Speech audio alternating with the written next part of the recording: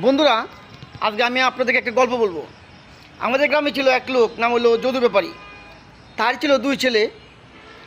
ছেলেগুলোর যথেষ্ট বয়স হওয়ার পরও তার পিতা তাদেরকে বিবাহ করাইতেছে না। কারণ ওই ছেলেদেরকে বিবাহ করাইলে তার টাকা খরচ হবে। সে ছিল ভীষণ কিপ্টে স্বভাবের লোক। একদিন এক মহিলা তার সাকি ডাকে আসছে, আর কি ডাকছে, যেটা বলে গ্রাম ভাষা।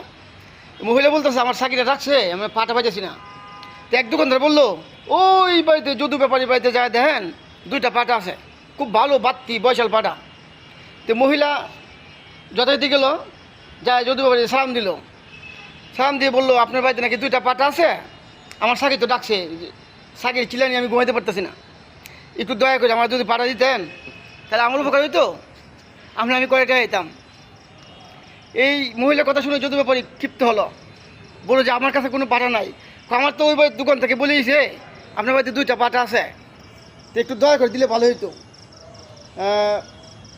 তারপর যদু ব্যাপারী চিন্তা করে দেখলো, তার দুই ছেলে যথেষ্ট বয়স হয়েছে, মানুষের আনাগোনা করতেছে যে তার বাড়িতে পাটা আছে কথা বলে। সে মনে মনে খুব লজ্জিত হইলো এবং মহিলাকে অনেক বোঝানোর চেষ্টা করলো যে আমার বাড়িতে কোনো পাটা নেই, আর তোমার যেই বলছে সেটা আমার জগা লাগানোর জন্য বলছে।